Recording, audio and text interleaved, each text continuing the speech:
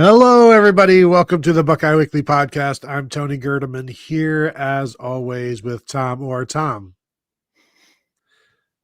how's it going? Well, Tony, this time yesterday we were sitting at Memorial Stadium in Champaign, Illinois, and the Buckeyes were sort of wrapping up their game, and then Illinois, the Penn State game was going to start a little later, and it was like, oh well, we'll do our thing, and then we'll be on the road. We'll be able to listen to the Indiana Oregon game. Penn State, like certainly they will handle their business against Northwestern. And then our trip got off to a late start because we were sitting in the press box watching the jaws agape, the ends of the Indiana and Purdue and Penn State games. And now Penn State, which had a terrible, horrible, no good, very bad Saturday 2 weeks in a row, after having an almost getting over the hump game 2 weeks ago and one day, as crazy as it sounds. Now they have a new head coach on the way at some point. It is amazing. And as we were driving back from the Illinois game, we were listening to a Penn State podcast, and I think it was Audrey Snyder who had mentioned they were just a hair away from beating Oregon in overtime, and what a different kind of history there would be now if that had happened. And I know we all, at least me, I won't speak for everybody, but when Penn State, lost that game and then went out to UCLA, I considered that another loss to Oregon. Basically, they had not gotten over that. And then, so it's like, you can kind of understand that. You can kind of not forgive it because it was a bad loss and it was a blowout loss and a bad loss. And then to come back home and have Northwestern, who may be a bowl team, but not a good bowl team, come in and win on your home field when your back is against the wall. You need to put everything together and just show that you are still a thing. And yet you shouldn't even have to show that you are still a thing to be able to beat Northwestern, because this could have been a 22-20 or 22-17-18 win for Penn State, and like nobody's happy about it. But at least it's a win, and you move on to the next week. But then to just lose to Northwestern, and I think everybody at that point was like, well, there's nothing else you can do. You've got to get rid of James Franklin. But all the while, even leading up to this, we were talking like at the end of the season, they're probably just going to separate and be like, you know what, let's see other people. And now Penn State was like, we don't even want to see you right now. Frankly, I don't know if James Franklin really wanted to coach anymore at Penn State. It felt like he was out of answers, I think, at this point. And he had come up with lots of different ways to answer you beat the bad teams and you lose to the good teams questions. And, we were there for at least one of them, the 2018 Ohio State Penn State game. I think the press conference where, we're good, we're not elite. But I've sat in a bunch of those post Ohio State press conferences with him, and it was kind of always the same thing. But now you can't have you'll miss me when I'm gone. Not everyone can just win 10 games here, because you look at their schedule. They had 3 cupcakes in the non-conference, and they handled them. They were not real impressive, but you kind of looked and went, well, they're kind of working through stuff. It's fine. It'll be fine. And they had the lead in overtime against Oregon 2 weeks and one day ago. We were out at Washington and listening to that game in the car on the way home from the stadium, and they darn near won that game. And then they lost in a, very typical, it was kind of like that's how James Franklin and Penn State lose these kind of games kind of way. But then to go out to UCLA and to have the game that they had out there against a team that the broad consensus in the sport was UCLA might not win a game all year. Mm-hmm. And then to have a game against Northwestern where there was a lot of questions about, is Northwestern going to win more than 1 or 2 more games this year? And you lose both of those. And then you look at what's coming up, and it's at Iowa, at Ohio State. They've got, I think, at Iowa and then week off, and then at Ohio State. but they still have a bunch of games on the schedule that they could lose. There's not a game on this schedule left that you go, they're definitely winning that game. They just had the 2 games that you looked at and went, well, they're going to win their 3 non-conference, and certainly they're going to beat Northwestern at home, certainly. And once you saw how UCLA looked, it was certainly they're going to beat UCLA. I don't. They could legitimately finish 3-9, and have the cherry on top be a loss to Rutgers in the final week of the season. Like that's an actual possibility.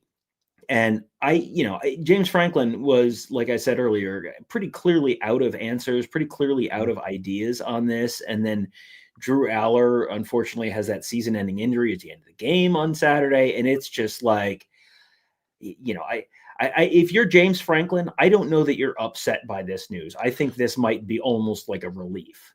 No, I think it's good to have this done. And we'll address this super chat from Ryan Dawes. Franklin just got dunk-mired. Sorry, I'll leave. Apology accepted for that one. Now they turn to Ethan Grunkmeyer. The relief is like, fine, okay, finally we've got it. We can move on. We can all move on.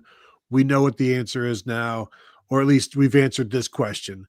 And so that is something that I feel like allows everybody to start fixing the problem. But the thing is, as you're watching this, you see after the game, Katron Allen, who had like 90 yards rushing, is just like smiling in disbelief on the bench. Like, I came back. I'm putting words in his mouth. Absolutely. Like, I came back for this. Like, we all came back for this.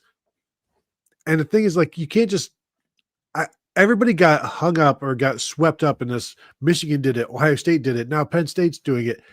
The lack of just understanding the fact that, one, did Penn State spend 3 years with a spy agency building up an ability to win? Like, there was no cheating scandal that buoyed them, right? So to compare them to Michigan, you probably can't do that. They've never been Ohio State. James Franklin will tell you that. So to compare them to Ohio State is not right, is not correct. So the idea is like, well, it's their turn. There's no turns. There's not a single turn. There's no such thing as turns in college football and Big Ten and for Penn State. So that all just felt very, very lazy narratively for all of the pundits, the unanimous Big Ten favorites from all of the magazines, all of the websites, even the Cleveland.com's media picks of, it was Penn State as the prohibitive favorite. And so to then have this crashing halt when they lose to Northwestern, who lost 23-3 at Tulane to open the season. They did beat UCLA, which Penn State couldn't do. But the idea that this was such a fragile program that everybody is broken. And we talked about this maybe in the car ride, or maybe in a previous show when we were anticipating something like this happening to James Franklin. But like, if Ohio State had to play a game the week after the Michigan loss last year, would they have been able to handle it? I don't know. But they had time off to think about it and to prepare and to come back together and allow the culture to do its thing. The culture at Penn State, whether it's like the lack of belief, the lack of certainly the lack of results, and then just the fact that one loss to Oregon completely derails them, tells you that there were a lot of problems here, and a lot of duct tape and clothes hangers and all of these other things trying to keep this thing on the rails. Well, yeah, at that point, your program is just kind of like a tower of Jenga blocks. And it's like, which, at this point, you've seen Penn State, at least some of these blocks are going to get pulled out during the course of the year. Is it, the beginning of the game and you can just pull out one and it's very easy? It apparently was not easy this year. And I do wonder, sometimes if you're a coach at a place, sometimes just the message gets stale. And, this year, James Franklin tried to do something a little different. And, had Jim Knowles talk to the defense about the fact that, well, Ohio State last year, I was the defensive coordinator at Ohio State, and we lost a game. We lost 2 games, and we still made the playoffs. So and then you won the national championship. So, you don't. One loss does not kill your season in the way that it has in the past. 2016, Penn State beat Ohio State and still didn't make they won the Big Ten, and they still didn't make the college football playoff in 2016 because they had lost at another point in the year. This is a point where you could survive that, but I think Franklin's message was maybe just a little bit stale. And frankly, the culture, Lord knows the culture around the Penn State football program has been talked about in a bunch of different contexts over the years. Right now, just the on-field, the on-field element of the culture around the Penn State program and the fan base. Sometimes you're just tired of someone's crap. And it felt like the Penn State fan base was just kind of tired of James Franklin's crap and stuff happening in exactly the same way every year. And then when everyone around you, these guys, these players, they are people, they are college students. And so when everyone around them is saying, you can do we're not going to listen. We're going to shut all the outside noise. Like, that's fine. You're probably still talking to your parents. You're probably still talking to, your roommates or the people who live in the apartment next to you or whatever. And if all you're hearing is, boy, you guys sure blew it again. Oh boy, we all know you were going to do it. And boy, howdy, did you do it? Then yeah, the vibes are not going to be great getting on a plane, going across the country to play UCLA. And, to Ryan Dawes' super chat here, does this make Penn State unpredictable and dangerous now? UCLA looks like a completely different team than they did 2 weeks ago. And, I looked at the UCLA Penn State game, as like, well, I mean, maybe they're doing some stuff a little differently with the new offensive coordinator and the new head coach. And, maybe it's a little bit that, but it felt like that was obviously a lot more Penn State. But then UCLA goes on the road, plays Michigan State at a noon Eastern kickoff time for a West Coast team. And that's supposed to just be the death knell for a West Coast team. And they blew Michigan State off the field on Saturday. So, Tony, does this make Penn State an unpredictable and dangerous team now that they have not only a new head coach, but also a new quarterback? Well, I think it makes them more unpredictable because you don't know what to expect. They're going to have to still try to run the ball. I think Ethan Grunkmeyer, he had no shot in this game. In fact, he only had like one shot in this game, and it took a shot on the 4th and 3. And then I don't think Penn State got the ball back. But I've never been a Drew Aller believer, so I'm not going to assume Ethan Grunkmeyer can't do better or do the same. The whole Andy Kotelnicki thing, cute for cute's sake, is unnecessary at Penn State. And the fact that they did that last year because they had Tyler Warren and very little else, it's like it seemed to work, but like they brought in receivers, doesn't matter. They brought in receivers last 2 years, and it has not mattered. And I'm tired of putting it on the receiver's fault. And so I think they brought in Andy Kotelnicki because he drew up he was able to get explosive plays in Kansas. And it's like, yeah, it's probably easier to get explosive plays in the Big 12. And I think that's something that we need to remember, which takes me back to the Big 12 defensive coordinator, Jim Knowles. Ohio State went and got Jim Knowles, and it took a while for him to understand that I don't need to coach like I was at Oklahoma State. I can coach at Ohio State in a different way. And it all leads me to this same question that I asked you in the car last night at some point. Did James Franklin just give Jim Knowles $9 million to get him fired? It's an interesting question. And I think, the Ohio State fan base is looking at this as, I don't think Jim Knowles is held in particularly high regard by the Ohio State fan base right now. And I don't think that's particularly fair.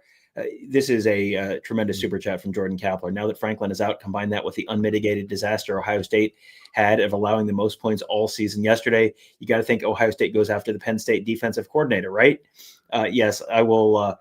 For those who maybe aren't familiar with Jordan's work, he works in sarcasm the way that Michelangelo worked with marble.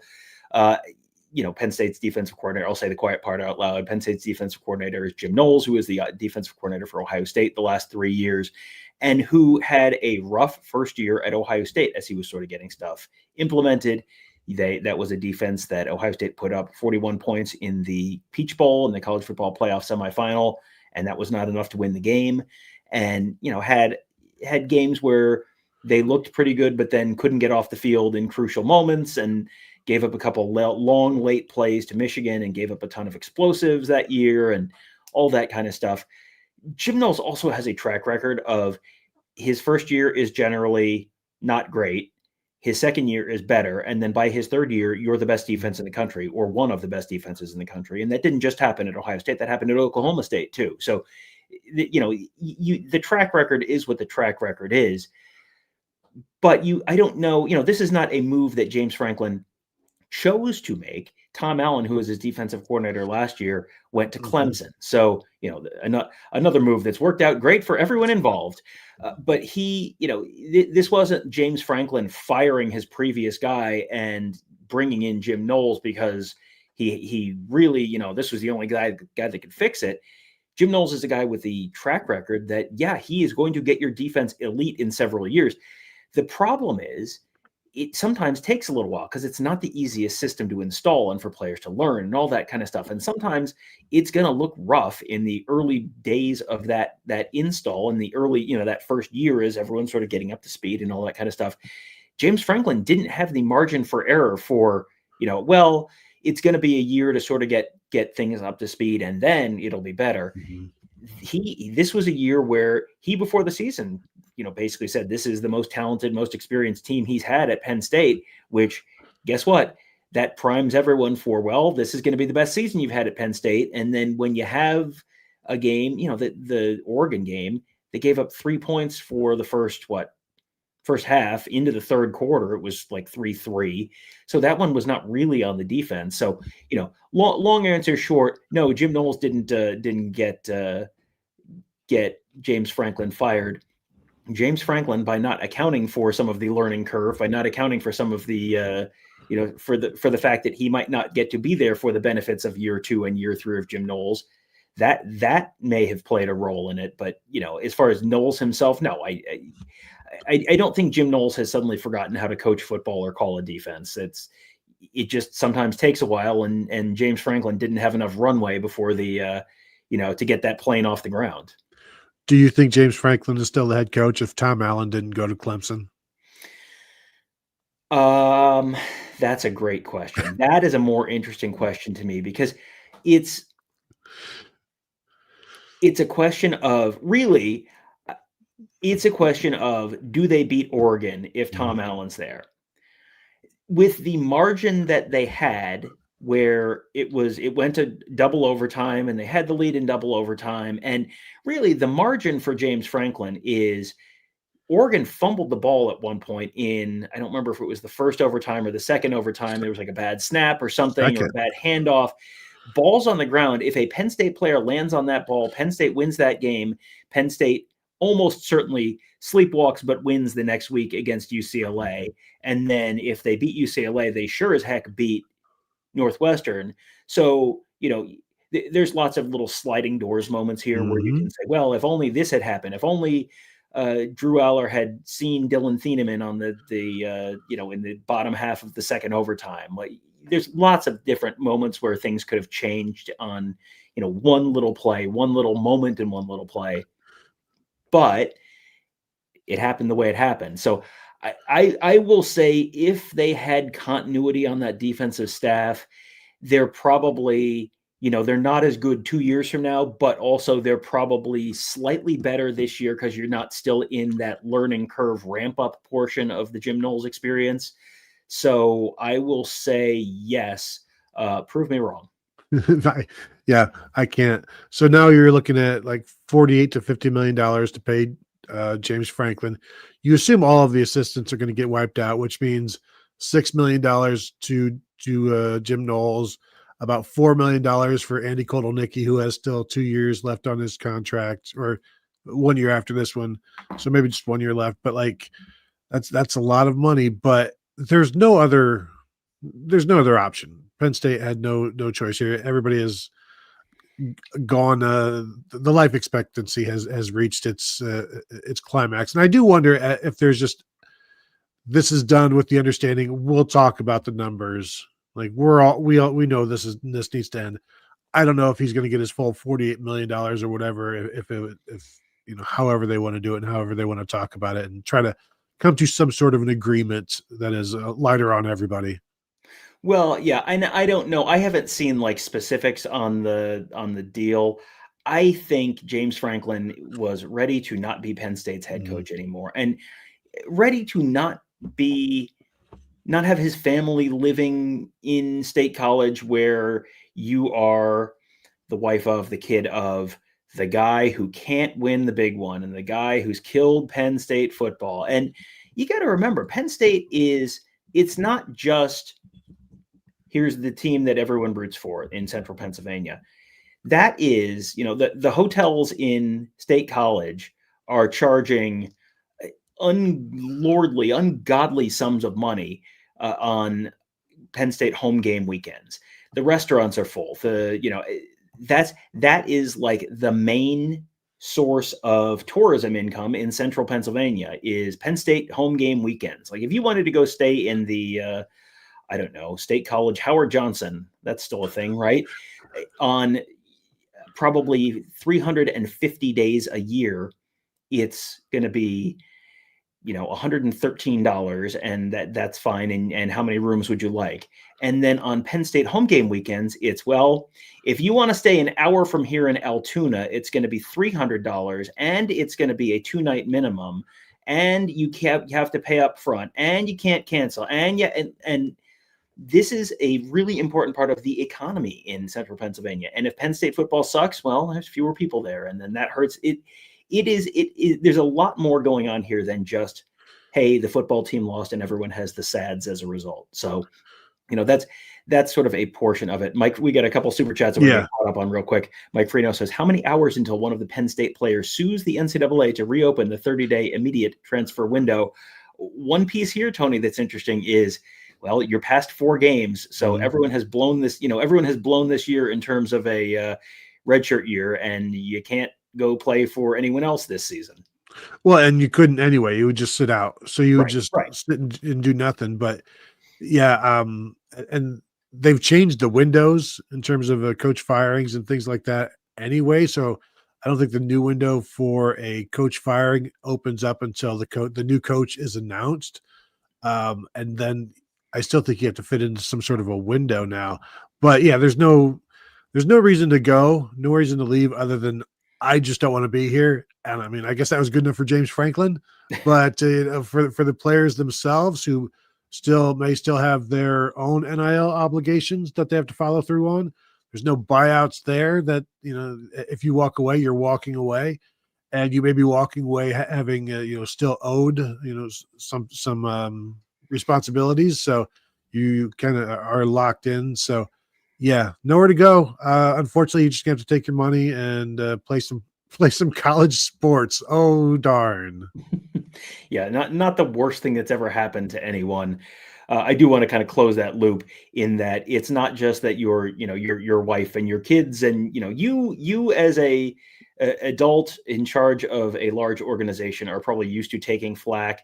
Your wife and your kids are not used to taking flack, and if they are, they probably shouldn't have to be. But in that area, when your restaurant, you're in whatever, I have no idea how old those kids are. When you're in 4th grade and your dad is the Penn State head coach, and then you got a kid in your class whose dad owns a restaurant, and well, his restaurant business is suffering because people aren't going to be coming to the games anymore because your dad sucks at his job. You're going to hear about it because they're hearing about it at the dinner table, and so that stuff ends up coming home in a way in a small town like like State College, in a way that it wouldn't necessarily come home in a larger city like Columbus or Seattle or somewhere like that. Here's another good one from our buddy David. I think Penn State finally Googled Cignetti. Now, this is an interesting one because we were talking about this. We've talked about this. This might have been another conversation in the car. It's certainly something we've talked about on our board at Buckeye Huddle in recent weeks. this is, I don't know which part of this is going to sound craziest, but Curt Cignetti, the head coach of the number 3 Indiana Hoosiers, who just went on the road and beat the number 5 Oregon Ducks in a conference game. Curt Cignetti probably has a better situation at Indiana right now than he would at Penn State.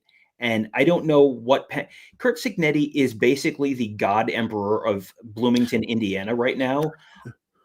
He's got things rolling. What does he need to go to Penn State for? Think about how crazy that is to say that out loud. Why would the coach of Indiana want to go to Penn State? You have the resources you need to. Are you telling me Curt Cignetti can't win a national championship at Indiana? We watched that game in the press box at Memorial Stadium last night after the Buckeye game. We watched the end of that, and I said out loud to you, this is the first time in my life I genuinely believe Indiana football could win a national championship. Maybe not this year, but Curt Cignetti could win a national championship at Indiana. So what the heck does he need to go to Penn State for? Yeah, and it's not even about him doing more with less. It's about him creating something more at Indiana and bringing in players. And whether it's so he brought in a bunch of James Madison players, so he was able to win in the Big Ten and make the playoffs with a bunch of James Madison players, and those are all good players. Elijah Surratt, the wide receiver, continues to just dominate people. And you go get a California quarterback, Fernando Mendoza, who is now the one of the favorites to be the number 1 draft pick in the NFL. So like he's able to put together a roster and then also get the most out of that roster. And when you're watching him, he's emotional after the game. I'm going to have to go back and watch his post-game interviews, the non-televised stuff. It felt to me like when he's this guy, not brash, bravado, and very confident. And then when you see the players that have bought into that, and then they go and do something like win at Oregon, all of that becomes real. It's what we talk about. Now it is testimony over theory. And look at what we've done and look at what we can still do. This is just 18 months into his job at Indiana in terms of on the field stuff. They can do a lot more. And when you look around the rest of the country in the college football, there's Indiana right now looks like they could be just about anybody. They could be anybody. And in terms of Cignetti, like they're already at Indiana, they're already sizing him up for the statue. Why would you leave? And again, he's 64. Does he want to leave? Does he want to start over after doing what he's been able to do at Indiana? Don't you want to see this thing through? It sure seems like he would. And I wonder how much for him, being a guy that has been around for a while, had to first head coaching job, I believe, was at 50 at IUPUI, and has crawled and scratched his way up the ladder. I wonder how much, I don't know, disdain or just like something like that he would have for Penn State, like you've never wanted me type of thing. Indiana wants me. Indiana has me. Why would I? You never even looked at in my way. You never looked at me when I was doing good things at James Madison. Not that necessarily they would, but like because James Franklin was doing just fine-ish. But I just wonder how much anger he holds towards some of the blue bloods that ignored him. And so he's like, I am perfectly happy at Indiana, and he should be. Now, what's the quarterback situation look like behind Mendoza? I think his younger brother is there. But right now, there is no reason for him to jump ship. Well, I mean, we can worry about Indiana football 2026 after Indiana football 2025 ends up wherever they end up. But I went into even this summer at Big Ten Media Days. I remember, listening to him and going, boy, we're thinking very different things about him than we were when we listened to him this time last year before the 2024 season, because we were there listening to him talk, and it was like, boy, I think Indiana got picked to finish 17th or 18th in the Big Ten, something like that. And it was like, boy, just listening to him talk, I'm ready to move them up to like 12th in the Big Ten. Like, I mean, this is going to be a much better team than I expected. and then they go 11-1 and make the college football playoff. And, after last year, it's like, well, that was a great season.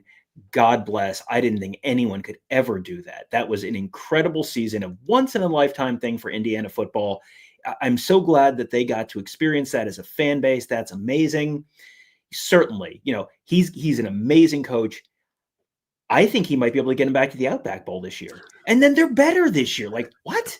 How? This is I know that we live in the most short attention span, everything right now.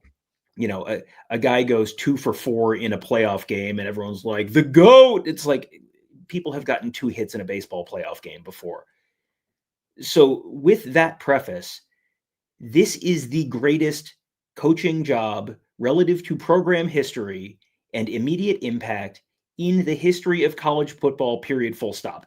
End of idea. Now, the transfer portal and NIL and that stuff makes it easier, marginally, incrementally easier to do it than it would have been when you were, you're taking over for Charlie Weiss at Kansas and you got 38 scholarship football players. Like, I get it. Like, there's some context here.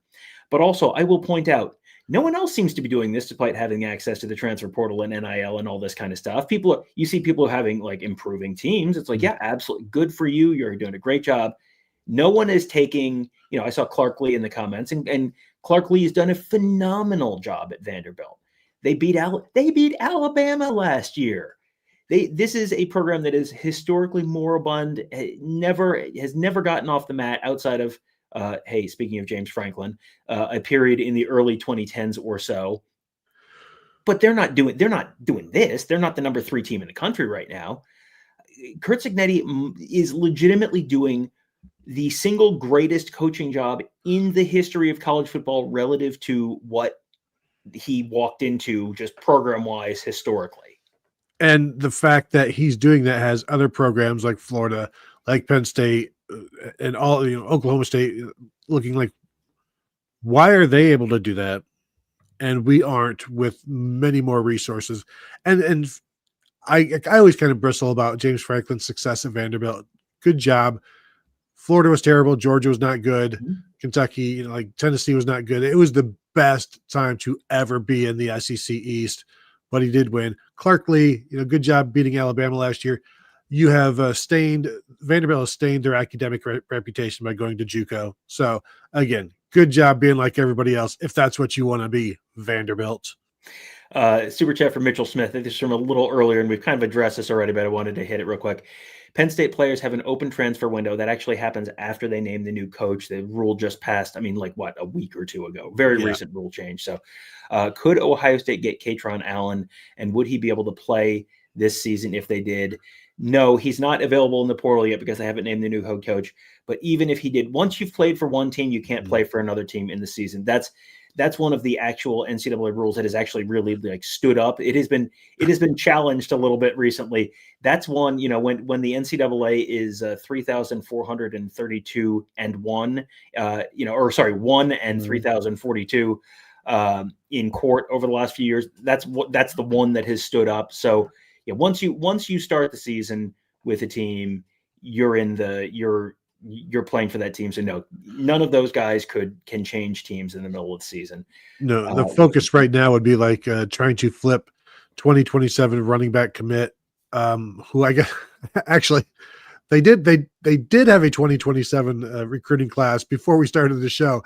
As I refresh their 2-man class on 24/7, they now have no commits. So they did have a 5-star, the number 1 running back in the 2027 class committed, and the top 100 offensive lineman from Delaware. I'm guessing in the last 30 minutes that those 2 players have said, thanks, no thanks. And in fact, the running back, and his name slips my mind, but even after I think the UCLA game, he's like, yeah, I'm really having a hard time thinking about Penn State right now. So that's how things go when you lose a coach. But it is interesting that they – not that they would have fired him before the 4 games or at 4 games. You're not going to fire him for losing to Oregon. But the way this has happened should keep the team together. But what that team does while they're together is anybody's guess. If they were already that fractured, then you would expect like there's no coming back together, especially for an interim coach. What kind of pride do the players have in that sort of thing where, we can't measure that? You would assume it's high. But Tom, you're also living in an era now, and I'm sort of writing about this right now for today, is you have a sideline full of like millionaires, not full of, but there are millionaires on the sideline who are like, if they lose a game, their life is still pretty darn good. And it's, you have to give credit to the programs that can operate these kinds of, navigate these waters with millionaires on a team who are not even old enough to drink, and yet also are really still interested in winning, and doing things like that. So, um, Penn State, I what what kind of time frame now? Because they bring all of these players back, all of these players are now going to be gone, and we say all of them. There's like five. Like it's not this big number of players, but it's going to be a new Penn State team next year and a new Penn State program next year. And we can discuss that further. But the Mike Farino super chat is a good question. Is Oregon actually good? I wasn't impressed by their win over Northwestern. Penn State is mediocre. Before the Oregon game, they weren't looking awesome either, and now dominated at home by Indiana. That Northwestern game was very slow. They ended up winning by like 20, and I'm similar. Like it's not great look. Dante Moore played very well against Penn State in the overtime and getting that win. Did also throw an interception on a 2-point conversion. So seeing Oregon as we have, I mean, I thought they were pretty good, and I still think they're pretty good. I still think they're capable of beating anybody, because Tom, I'm wondering, as we look at all of these teams and we hear Ohio State fans not happy with how things are going with their, with the offense right now, like there's nobody that isn't beatable. And so they're probably, I don't know, 6, 7, 8 teams that have a legit shot at a national title this year. And we're not even talking about like a Texas Tech or something like that is, spending their money very well. Right. This is a year where it is pretty wide open. I have not looked at the national championship odds, but Oregon is certainly in the pile of teams that I would say legitimately could win the national championship this year. I think Indiana's in that pile of teams, as crazy as that is to say. Ohio State right now, number one in the nation. I think they probably have the best national championship odds. Miami's in that group of teams, but all these teams we're talking about, Ohio State is the defending national champions.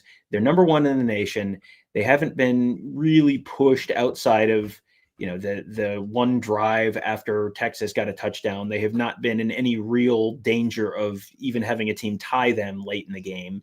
So they are, by pretty much any sort of outside, just looking at some of those metrics, you look at them and go, well, clearly they're the best team in the nation. It should be a dominant team. And, Ohio State fans are going to tell you can't run the ball. And, boy, they don't, how much do they trust their quarterback? And boy, yeah, the defense is good, but have they played anybody? And, you can nitpick all these teams. Ohio State's number one in FEI. They haven't released a new week of FEI ratings yet, but Ohio State's number one. Oregon was number two. Oregon has been impressive this season. Oregon has been really, really solid. Yeah, they had a crappy game at Northwestern. That is a cross-country flight. I believe that was a noon kickoff, and they won by 20. And that's in front of 12,000 people. Right, in front of 12,000 people. And, do you remember all of the ESPN2 Pam Ward broadcasts from like 15 years ago where Ohio State was playing at Purdue or at Northwestern and looked like they were kind of sleepwalking? I look at that and I go, yeah, that's probably that. I think Oregon is beatable, certainly, certainly far from perfect, but I think they're also one of the better teams in the nation. I don't expect. Here's Oregon's remaining schedule. They are at Rutgers this week, which, speaking of games you might sleepwalk through, that's a 6:30 p.m. BTN game at Rutgers. Oof. They get Wisconsin at home, speaking of teams that might have a different head coach later in the month. Then they have a week off. Then they go to Kinnick. Your alarm bell should be going off right there. And then Minnesota at home, USC at home, and at Washington to wrap up the season. They have a couple losable games left, but I would still have them pretty comfortably in the college football playoff picture right now with just one loss. You're going to win some of those. The at Iowa, the at Washington, those could both be a little tricky. USC at USC, home could be a little tricky. I mean, they have losable games on the schedule. I think they're good. I don't know that there is a 2019. 2019 is always the year I kind of go to. It's 2019 LSU, 2019 Ohio State, maybe even 2019 Clemson probably win the national championship in at least all three of those teams probably win the national championship in at least a couple of the seasons that have happened since then. And so you have the seasons where you have the absolute juggernaut top of the sport teams. This is not one of those years. This is an Ohio State team that it's not terribly flawed, but it's not the most complete Ohio State football team you've seen. This is not talent-wise probably as good a team as last year where you had all those veteran players and all that kind of stuff.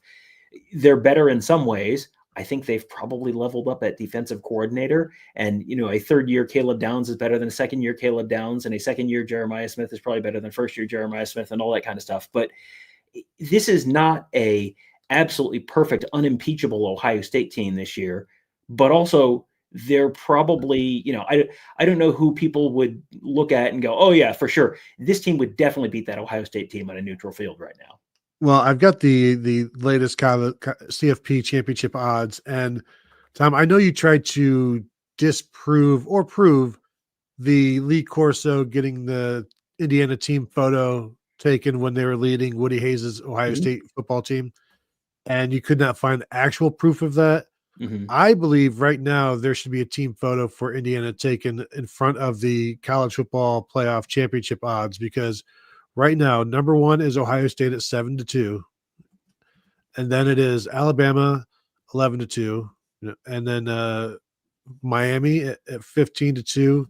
And then Indiana 8-1 odds, fourth overall, 8-1 odds to win a national championship, ahead of Oregon at 9-1, ahead of Georgia at 10-1, ahead of Notre Dame 14-1, Texas A&M 14-1, and then these three teams at 20-1: Ole Miss, Texas Tech, Oklahoma at 22-1 right now, LSU 25-1, Michigan, Missouri 40-1, including Tennessee 40-1. So 8-1 odds, just slightly behind Miami at 15-2, is pretty darn impressive. And again, I wonder how many coaches Curt Cignetti is getting fired around the nation these last 2 years. Oh, I think probably a bunch. And the other thing that I wonder how much Indiana football is inspiring around other teams around the nation is, with the whole, and I am just letting you know, we are not going to fall down the private equity rabbit hole on this show. I am not going to allow it. But, if there is, if that doesn't get signed, and if the league, the TV rights don't get signed over till 2046, and you are having some kind of a super league kind of conversation right now, one of the driving forces for Indiana football investing money the way they have over the last 10 years or so, in terms of stadium renovations, in terms of, hiring more and better football coaches, just investing in a way they never had in Indiana. One of the driving forces there has been they want to be on the right side of the velvet rope when it's when the bouncer is letting people into the club, because if you are 2003 Indiana football, you're standing out on the sidewalk when the Super League is going on inside, and you're hanging out there with your buddies Purdue and Rutgers and Minnesota and Vanderbilt and whoever else. They now, if you're 8-1 to win the national championship, well, guess what? Come right in, Mr. Cignetti. We'd love to have you in here. That's one of the driving factors. When we were at Illinois, and you're looking around the stadium, and that was a stadium that people who had been there 20 years ago were talking about, like, oh, it is a dump. And it was like, oh no, this is a really nice facility. And they've really upgraded the facility a little while ago.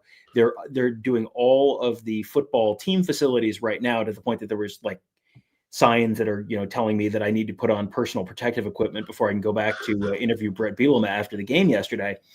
they're investing in that kind of stuff. They've invested in a big name coach. They've invested in a coach who's shown that he can win at this level. They've invested in a good roster. They added Luke, someone like Luke Altmaier through the transfer portal. That was probably not a super cheap addition, but they have seen that pay off. They won 10 games last year. They were number 17 in the country going into yesterday. I don't know where they are now after that game, but they're now a legitimate top 25 team. I wonder how many teams you're going to see sort of invest like that. Lord knows, Tony, to bring it back to Penn State. Penn State is in the middle of what is it, an $800 million?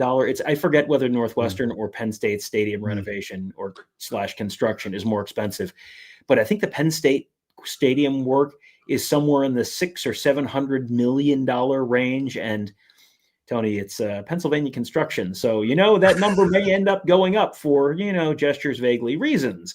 So but they are investing as well in the program, and I think you're seeing some teams right now not want to fall on the wrong side of that line. If that day ever does come, which, will it or won't it? Again, I'm absolutely forbidding you to fall down the private equity rabbit hole. But, if that day does come, that's a factor that's going into some of these decisions. I would say maybe 2 days ago, Penn State was not in favor of private equity and the $100 million they could get tomorrow. Now, after thinking about it, after sleeping on it, you know what? Maybe this is a good idea, and they could just, get that $100 million right off, send $60 million off to the coaches and be like, but then then the rest just goes to the next coaching staff, and boom, now all that money is gone, and welcome to big time college football. So then, okay, people are asking who's next. Let's talk about that, because you look at these lists, and Shed calls it out here is in terms of Matt Campbell. Like, he's always on these lists. Forget about Matt Campbell. Like, I'm not a big fan. He's at a place where he can win or lose and be fine. And I don't know that I don't know that he's engaging enough for a big time job like Penn State. And say what you want about James Franklin, he was engaging. He was talkable, if that's a word. Matt Rhule played at Penn State. That's a guy that gets mentioned, and maybe he might be the favorite. I'm sure I'll get an email here in the next 45 minutes in terms of the favorites to be the next Penn State head coach. Brent Key was one that I saw. I was like, okay, that at least makes me think, because we like what he's doing at Georgia Tech. Tom, what about Bill O'Brien at Boston College, who had some success? I mean, he brought them out of the darkness and set James Franklin up. This would be a much better situation for him than the first time he was there. It would. I don't know that you've seen from Bill O'Brien what you would want to hand over the keys to an organization of that size, and to write the size of check that you would probably write to both him and his staff at that point. That to me is, thank you for your service. And, if you want to come back, and, they have that 2012 Penn State team on the list. They have a bunch of years on the facing of, some of the suites there. And that 2012 team is on there, not because they won the Big Ten or won the national championship or anything like that, but because that was the program that the year that they kind of held things together and kept the team together. And he did a really good job of getting the program back to a certain level. And then James Franklin leveled up from there. I don't think, that in and of itself, James Franklin leveled up from Bill O'Brien, and James Franklin was not good enough at Penn State. So I don't know that they're going to want to revisit that one. Brett Key's interesting. He doesn't have any ties really to Pennsylvania. I was looking at that. I don't know that drives the conversation the way it used to. Like it used to be, Ohio State has to be coached by an Ohio coach, and Michigan has to be coached by a Michigan man, and all that kind of stuff. Sherron Moore went to Oklahoma. Ryan Day is from New Hampshire. They were assistants on those staffs for a while before they got the head coaching jobs. But I don't know that that's necessarily quite the driver that it used to be. But Matt Rhule is someone who he's interesting to me, because historically, you would look 10 years ago, you would look and you'd say, well, the Nebraska head coach and the Indiana head coach, one of them is going to be Penn State's head coach. Which one do you think is more likely to be? And you'd look and you'd say, if they're both successful, certainly it's going to be the Indiana guy because he's really going to have, really want to jump up in terms of the resources he has and all that kind of stuff. We just talked about the investment that Indiana has made and all that with Cignetti. Matt Rhule has, I think, he's improved things at Nebraska, but I think you kind of get the sense he might be bumping his head on some of the same stuff that other head coaches have bumped their heads on at Nebraska over the years. And with it being with him being a Penn State guy, he might be, he's the native son comes home and all that kind of stuff. And that doesn't necessarily guarantee success, as a previous Nebraska head coach might be able to lay out for you. But it feels like he would be, if you're just saying, tell me one name right now, I'm going to tell you Matt Rhule. I don't think he's 80% likely to be the guy or anything like that. But of any of the names, he's probably the most likely of any individual name. He makes the most sense that if Penn State were to say that, he'd be like, yeah, that completely figures. Mike Farino says an option that probably isn't likely, but the USF head coach, that's Alex Golish. USF played Bama close a few years in a row, then beats Florida this year, have a decent shot at the playoffs. I mean, we just watched them at the hotel on Friday night, really handle North Texas, which is another team that's kind of on the come up. I don't know his background all that well, Golish. I think he's Ohio guy. I think he's a Southern guy, but USF USF is another program that has really invested in football quite a bit, where I think they have an indoor practice facility now. And then they're actually they've been talking about building an on-campus stadium for like 20 years, but they're like maybe actually really doing it seriously, you guys, this time. So that, and when that's happening, you're also probably seeing increases in salary pool and all that kind of stuff. So yeah, I mean, I think Alex Golish is someone who's probably going to have a better job 5 years from now than he has right now. I don't know that Penn State's the spot that he ends up, but not yet. He's an Ohio State grad, and he actually coached in Central Ohio before going to like Toledo and all of these other places. So he's got a history in the Midwest, but as we know, Pennsylvania is not the Midwest, even if Penn State campus looks like it. Jordan Kapler says, in this time of turmoil, Penn State needs exceptional leadership and character. With that being said, may I suggest Bobby Petrino and Hugh Freeze? Bobby, hey, listen, he just got the Arkansas job. Did he have anything to do with it? No, they came to him. They just said, Bobby, only Bobby Petrino can save us. I don't think, without doing the schedule game, let me just say that I am not very confident in how either Penn State's interim coach, Terry Smith is the interim coach, by the way, not the former Ohio State radio broadcaster. Oh. But I don't have a real high level of confidence in how he's going to do in terms of a win-loss record the back half of the season. I also don't think Bobby Petrino is going to have a real shiny record. That to me feels like there is a cohort of Arkansas boosters who really want it to be Bobby Petrino for some awful reason. And so they said, here you go, enjoy, take it over. And I think he fired at least one of the coordinators. So it's like, all right, here's Bobby's show. The back half of their schedule is not real friendly. So I think he may be set up for failure as well. Hugh Freeze, though, Tony, who says no? Everybody says no. How about this one for Mozart's Ghost regarding is Pat Fitzgerald still persona non grata? And he is now 50 years old, has been out of coaching for head coaching for a few years. I was like, I can appreciate what Pat Fitzgerald did at Northwestern, but he did it every other year. And the good year, bad year, good year, bad year, good year, bad year. Now, is that because he's at Northwestern? Perhaps. Is that just what you come to expect where he's head coach anywhere? We don't know for sure, because all he's ever been is the head coach at Northwestern. To me, he's a little Matt Campbell, where when the expectations are high, there's struggles. When you just ignore him, then boom, number 14 Iowa State, but still they can randomly lose to Colorado on any given night. And I think that's kind of what Northwestern is, or Pat Fitzgerald was at Northwestern. However, like, he's a guy that was seen as a possible replacement for Rich Rodriguez. Like he is a guy that was, a superstar. He just needs to get away from Northwestern, and then you're really going to see him rise, because at Northwestern, he got him as high and far as he could, both as a player and then again as a coach.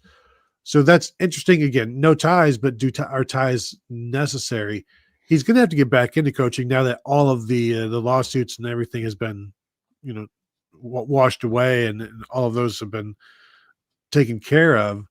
But is Penn State in a situation to hire a coach with a cloud over them for hazing, even though he's been cleared of that? And would they prefer him over somebody like, a Matt Rhule? And I would say, would Matt Rhule leave Nebraska for Penn State? Do we have any doubt that he would? Like, Nebraska is a place you don't have to leave, but it's still kind of a stepping stone unless you're Scott Frost, unless that is your home. So I think Matt Rhule would leave. My question again, and you can talk about any of this that you care for, Tom, like, where does James Franklin end up as well? That's another thing. Well, yeah, before we get to James Franklin, I had this marked down from Billy Tuesday from like 45 minutes ago. Fran Brown at Syracuse, heard him mentioned as their next. I think any list that you hear right now is going to be about 98% crap. And people just sort of speculating on names, just as we are. Not that, let's be super clear on this. This is not us saying, well, I have secret sources on the Penn State Board of Trustees, and here's what has been revealed to me. That's not what we're saying here. We're just sort of, throwing some names out there right now. And I just want to be real clear on that. This is not informed speculation.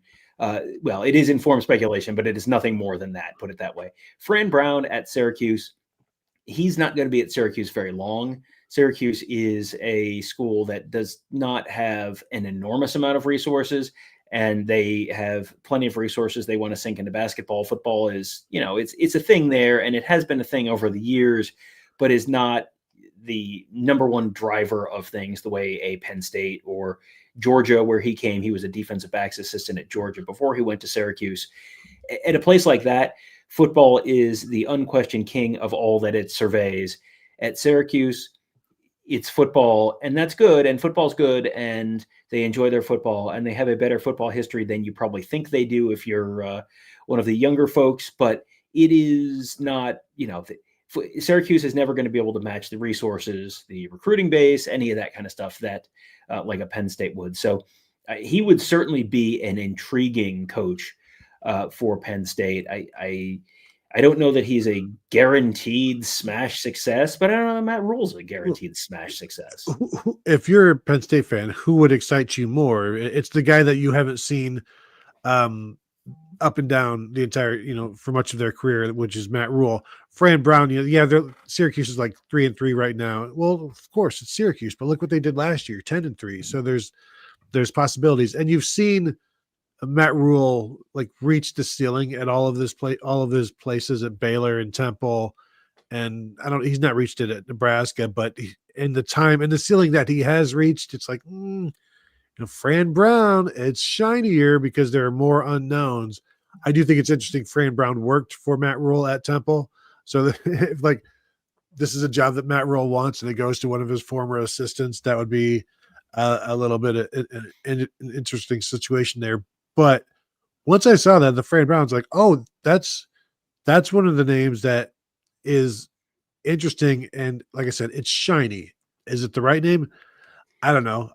Penn State fans like it? I'm like, well, they had a lot of offense last year and threw the ball around a lot. And boy, wouldn't that be nice to see, just some hijinks on offense that are just, good, but there's still the defensive side of things. And Fran Brown still has, you can't judge everything on how you're doing at Syracuse. We know that, but it is a very interesting name. Well, and I think you really can't judge things on how he's doing at Syracuse this year, because they started 3-1 and they lost to Tennessee, and it wasn't particularly close, but they beat Clemson, which was, that was not quite the shocker that it would have been before the season, but they won at Clemson. and then they've gotten killed in their last 2 games, lost to Duke 38-3 and lost to at SMU 31-18. So you're thinking, what's wrong? Has he forgotten how to coach? Well, their quarterback, Steve Angeli, blew out his Achilles a few weeks ago. And Syracuse is a program that does not have, like, as I said earlier, the resources where, we'll just get another 5-star quarterback off the shelf. Like, no, they had Kyle McCord last year, and Kyle McCord was the best quarterback that Syracuse has had since Donovan McNabb. I mean, I'm thinking back, and I have a brother who went to Syracuse, so I have paid more attention to Syracuse football than I would have willingly over the years. And I can't. I mean, sorry. Tommy DeVito, hey, forget about it. Your paisan, hey. You don't have, when you're Syracuse, you bring in the one guy, you bring in the former Notre Dame backup through the portal. He's really good. You don't have a plan B behind him because you don't have the resources for the plan B. So once Steve Angeli goes down, the season's kind of shot. So if Syracuse finishes 5-7 in the ACC, will the Penn State fan base understand the context of that enough that they will not go torches and pitchforks to Old Main to let the Board of Trustees know that they do not approve? That's an interesting question, because we're Penn State. We shouldn't be hiring somebody that just had a losing season. Like, what is that even about? We're so much more than that. But this is a question that I have when a job opens up. A lot of a successful hire depends on luck and timing. And if, like, the names out there that we're mentioning for to replace Urban Meyer are some of these, like Matt Campbell. He's just obligatorily mentioned. I don't know who they hire if it's not Ryan Day, because it's not like there are a lot of guys out there. Michigan, Jim Harbaugh runs off to the NFL to escape prosecution, and they hand the job to an assistant. Like, who else was out there for that job? So there are more jobs than elite head coaches. I think we would agree on that. But also there are elite head coaches all over the place. If you look and you're convinced that like Kurt Cignetti, who knew, and that has worked out. So, Tom, did Indiana have a search firm for Kurt Cignetti? Like, whoever that search firm is, maybe use that search firm, because they actually looked, and this was not just a cursory thing of big names or whatever. So I don't think Penn State fans would want a 5-7 coach, but also I think Fran Brown being so close to them geographically, and them seeing just the flash and the sizzle that has been there, I do wonder if they'd be able to overlook that. And maybe that's where we need to check out the BWI message board and find out, see what the temperature is on a Fran Brown, perhaps. Yeah, Fran Brown probably has much bigger error bars in both directions, where you haven't seen him fail at a big program or struggle at a big program. So who knows? Maybe he'll be the next Newt Rockne. You never know. And you look at a Matt Rhule, and Matt Rhule has a very solid track record. I mean, I mentioned the Jim Knowles track record earlier in the show, where first year is not great, second year is much better, third year they're really, really good. That's basically been Matt Rhule's track record most places over the course of the years. He did that at Temple. He had a place which is not easy to win at all. He did that at Baylor. Didn't work in the NFL, but they have improved at Nebraska, not quite to the degree that you probably had, saw at the 2 previous stops. Matt Rhule, like, in terms of being able to get Penn State, like, and being very confident that you would have Penn State at least the James Franklin level, I think Matt Rhule would be the pick. Matt Rhule's kind of the safe pick, where he'll have them, they'll win 9-10 games a year. They'll be absolutely fine. They'll probably get in the college football playoff a decent amount. Maybe, once you're in, you can make a run. I mean, Penn State last year got to the semifinals, and was that overtime, or was that No, that was not overtime. That was just the end of the fourth quarter. They got to the last minute of the game with the ball down 3 points in the college football playoff semifinal. They were that close to making the college football national championship game last year. Not even last year, 9 months ago. They were there. We were down in where were we?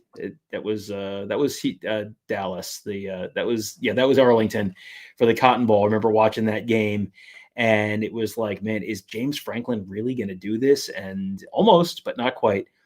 I think Matt Rhule could get Penn State back to that level, but that level's not where they want to be. So Fran Brown, like, if you tell me Fran Brown goes in there and just completely energizes the program, completely changes the energy of the program, and, turns them into an absolutely incredible recruiter, sure, absolutely, I could believe that. And he's, he is a great defensive mind, and he, all that kind of stuff. And they've had a pretty good offense at Syracuse, so you could see them maybe import some of that from Syracuse, and sure. But you could also see him being an 8-4 coach, because you haven't really seen it, and he hasn't had to do it at this level before. Well, and his 8-5 might be more exciting than Matt Rhule's 9-4, but the results may end up being the same. I did go over to the Blue White Illustrated message board to see how things are going. And below the thread titled Hello Darkness, My Old Friend, is one said, for anyone wishing Matt Rhule as next head coach, and there's a lot of people that are not in favor of it. One of the posts here says, Rhule is Franklin, program builder with a very real ceiling, not elite. Rhule is Franklin 2.0 with a lower ceiling. There's a lot of that right at the outset before there's some like, I take him. At this point, I think you could do worse than Matt Rhule, but you can also do worse than James Franklin, and that is the fear. And here's another name that will always pop up until he's somewhere else. Yeah. Phenomenal Brew says Penn State should consider Tulane's John Sumrall. Yeah, I think he's someone who probably would be somewhere bigger if it had been a more active coaching cycle, especially a more active coaching cycle in the South last year. I have a feeling he's coaching in a SEC team next year, rather than going up to Penn State. But I don't know, I don't know that he's getting a Penn State level job. Like he's, we had a Lane Kiffin comment up there earlier. Lane Kiffin getting the Florida job and John Sumrall getting the Ole Miss job, like that feels very plausible to me. You mentioned earlier talking about where James Franklin might land. Florida is certainly a job that has been at least mentioned. I wonder if that's something, USC, Florida, those are, places that his name has been connected to in the past. I wonder if he has sort of played himself out of that caliber of the sport. And, someone mentioned Virginia Tech earlier in the comments. Like, is he more likely to end up at a place like Virginia Tech, or is he more likely to end up at a place like Florida or USC or somewhere like that? Once you've reached and been this close, how difficult would it be to take a step back? Now, is it easier to win in the ACC? Just so you go to a Virginia Tech? He also will need to know what kind of support is there, what kind of money is there. The old Urban Meyer thing, can you recruit there? I tweeted out recently, like an hour ago, a tweet that I had from James Franklin in 2021, where he said something about, we don't really talk about NIL and recruiting. It's like, you are behind the times, brother. And maybe it all finally caught up with him. But that, how modern is he now? And where can he do that at? Or would he be happier in a group of 5, group of 6? Would he be happier replacing John Sumrall at Tulane with just a coaching swap, basically? I think when you've been so close, it would have to be a difficult thing to take a step back. I do think he wants to get away from the Big Ten, but does he want to go to the SEC where there are more teams, more programs that care about making the playoffs than there are in the Big Ten? Does he go to the ACC or Big 12 where it's easier, but you may not have as much support? Does he replace Fran Brown at Syracuse, which I think would be an interesting proposition? Or does he go back to Vanderbilt, which is a nice home, when Clark Lee goes somewhere else? Well, and here's an interesting one. Does Yeah, Franklin and UNC after they can Bill Belichick? Now, he could be coaching by the end of the year there at UNC. he could. That's a really interesting situation because you have, and Colorado after Deion Sanders. I don't. Deion Sanders isn't getting canned. Deion Sanders might retire after this year for health reasons. That's an entirely realistic possibility. Bill Belichick at North Carolina. I don't know. That feels like it might be a little bit of a game of chicken between him and the administration, where no one wants him to coach next year, including Bill Belichick. But he's also owed something like $30 million. So he is probably not willingly going to just walk away from that, especially if his son, Steve, is not going to be made the replacement head coach. So, are they going to be willing to write him a $30 million check to go away after 1 year and then then have to pay for Franklin on top of that? The ACC is not making the money that the Big Ten and the SEC are. And, there's been fights over the revenue distributions in that league and all that kind of stuff. And I think North Carolina is on the side where they're making a little bit more money, but they're still not making Big Ten SEC money. So I don't know that they can pay a $30 million buyout and then also probably pay another $30 million to bring in a head coach and staff and all that kind of stuff.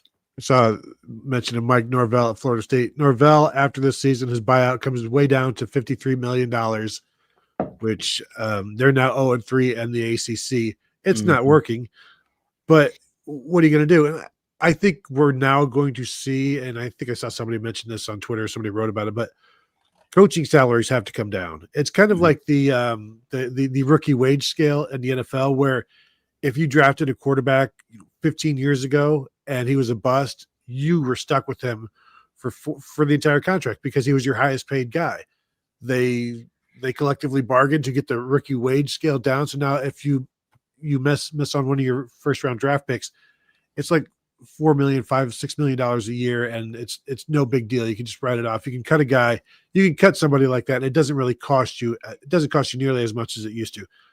Coaching salaries, with player salaries rising incredibly, to be handcuffed to a head coach for $60-70 million when the importance of that program is so huge and you cannot afford to be struggling in any way or letting other people programs pass you by. It's going to be interesting to watch as coaches have to accept that you're 12. What's the highest salary right now? Is it like 12 or $13 million for a head coach? Are they going to come back down? Like, didn't NHL maybe like 20 years ago, the wages had to start coming way back down. And so can a head coach, can they live on $8 million a year? And how far does it have to come down to where you are not handcuffed by a bad head coaching decision? Or, Tom, is that just don't be stupid with your bad hires and your crazy contracts? Like, is this just part of, well, that's your fault? Well, a lot of this it is just your fault. Like, don't, I understand the market is what the market is. You don't have to pay full boat for, people. If you're bringing in a known elite coach, yeah, that's worth paying whatever money it is, because you're going to see the benefits of that.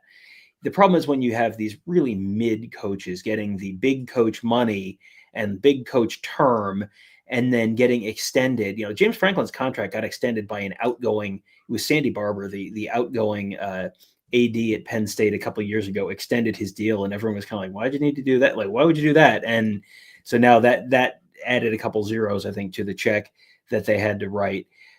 But I think some of the cost of being the expense of being a college football coach right now it's kind of a pain in the butt to be a college football coach. Will that be the case in 5 years or 10 years? I don't know, but it's certainly much more of a pain in the butt to be a college football coach than it was 10 years ago.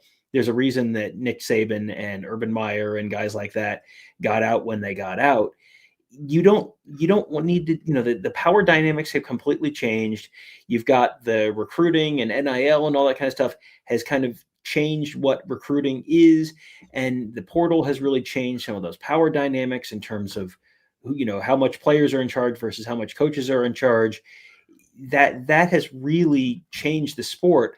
And it has kind of just made it sort of a pain in the butt to be a college football coach to a certain degree. So now, the reason I have this quote up there, the question up there is feelings on Chip Kelly from Matthew B.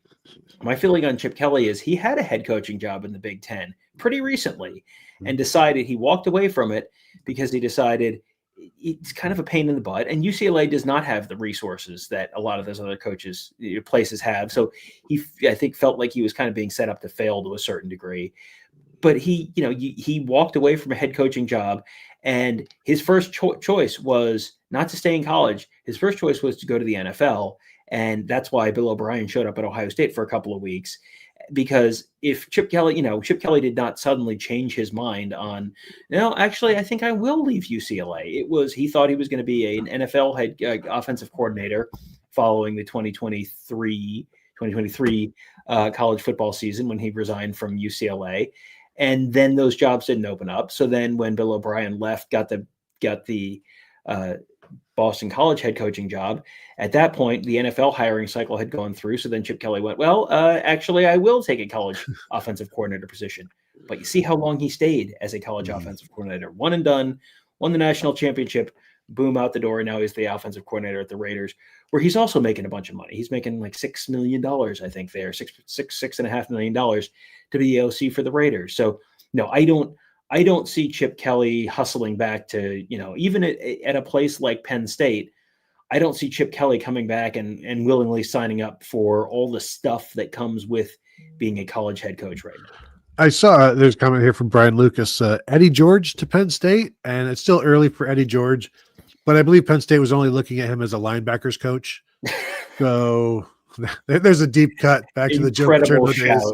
Incredible shout. And Eddie is this is his first year at Bowling Green. He moved up from FCS Tennessee State, which is not a program that has a huge football budget. And Bowling Green doesn't have a huge football budget either.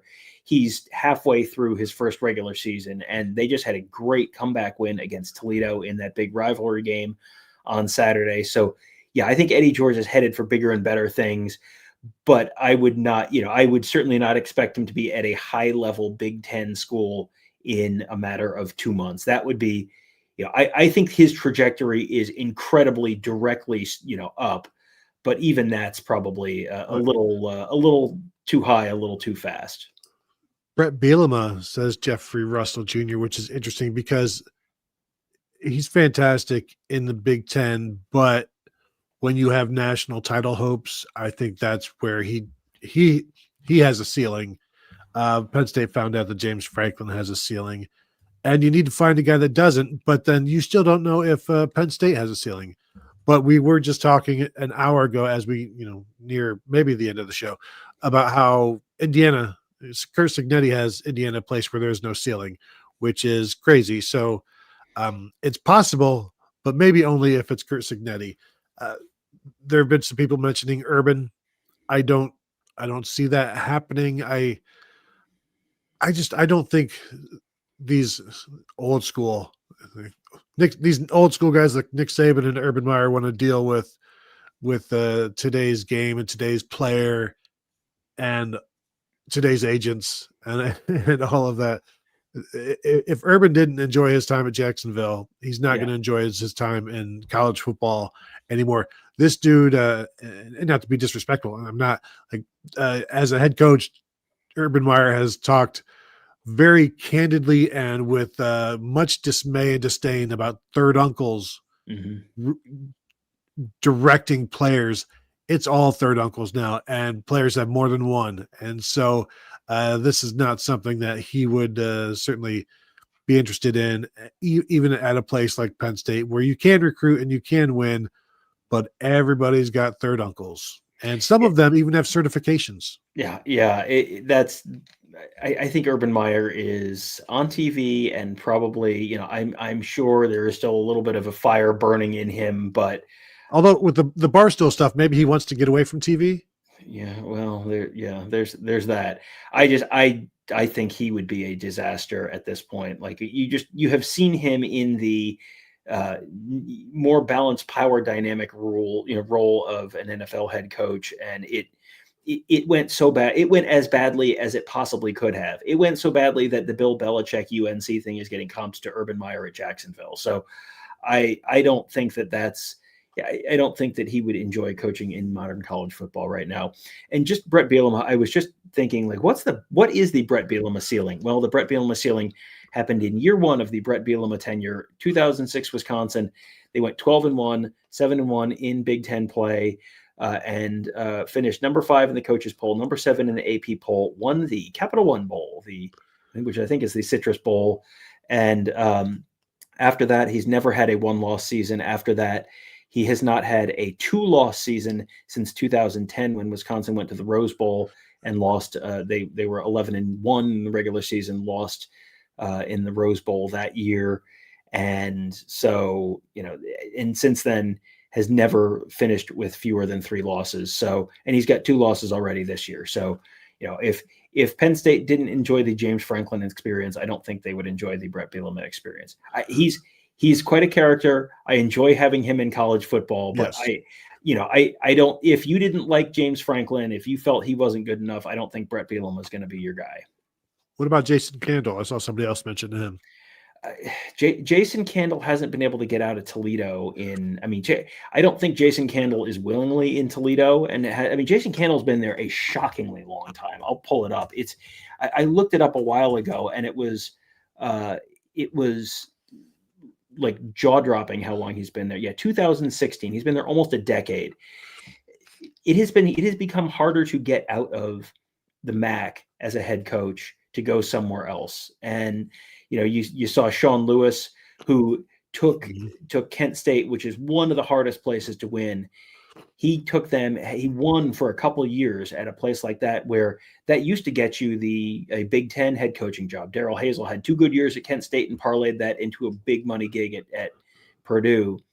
Sean Lewis had a couple of good years at Kent State, which is an incredibly difficult place to win.